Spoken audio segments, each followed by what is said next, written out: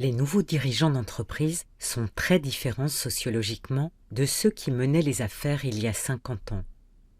La fin du XXe siècle et le début du XXIe ont vu se constituer une véritable classe managériale, certains disent une caste.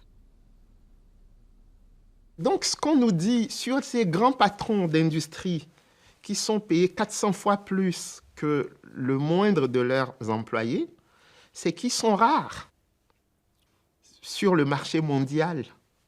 Ils sont très rares. Et donc, ce qui est intéressant, c'est voir comment on produit un discours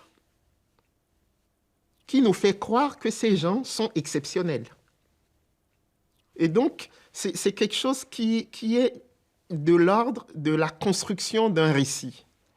Le récit, c'est la création des surhommes. Et ça, c'est quelque chose qu'il faut démasquer. La raison pour laquelle un patron peut être rémunéré 400 fois plus qu'un employé moyen est simple à expliquer. C'est le patron lui-même qui décide de son salaire. Dans un système où c'est le patron qui décide de la somme qui lui est due, c'est inévitable. C'est pour ça que ces questions sont traditionnellement réglées par d'autres personnes. Normalement, cela revient au gouvernement. Mais si le gouvernement ne le fait pas ou réglemente en faveur des employeurs, le patron peut s'attribuer ce qu'il veut. Ce n'est pas tout à fait vrai d'affirmer que le patron est le serviteur des actionnaires, parce que souvent, il y a confusion entre les actionnaires et le patron. Ce sont les mêmes qui vont décider de leur salaire et qui vont être payés 400 fois plus.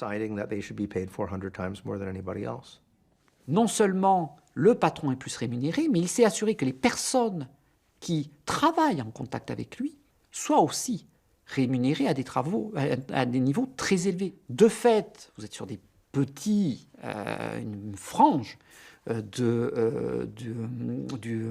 monde du travail, bien organisés, qui vivent dans les mêmes clubs, qui ont fréquenté les mêmes écoles, dont les enfants fréquentent d'ailleurs les mêmes écoles, etc.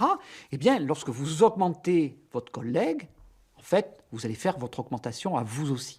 C'est assez fascinant, finalement, de voir que, sans qu'il y ait la moindre productivité naturelle du patron, ils ont su construire toute une histoire, discours pour justifier leurs éléments de rémunération et toute une organisation de la production qui rend possible cette capture de rente. Ça veut dire que nous sommes dans une société qui n'a plus de but en soi.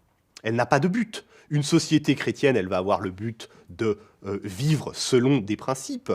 On peut trouver d'autres principes. Ça peut être autre chose qu'une société chrétienne. Ça pourrait être une société communiste, une société anarchiste. On pourrait réfléchir à ce que c'est que le besoin. Le besoin est devenu illimité. C'est la mauvaise crématistique d'Aristote. La crématistique, c'est les manières de s'enrichir.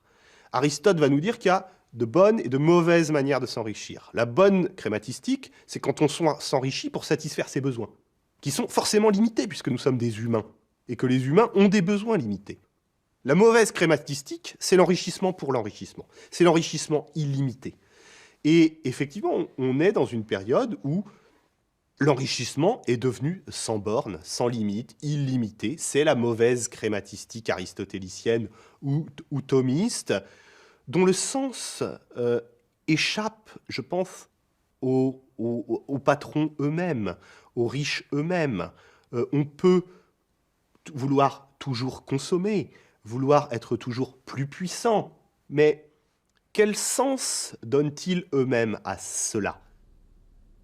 Même lointaine, la sortie du capitalisme demeure une hypothèse plausible.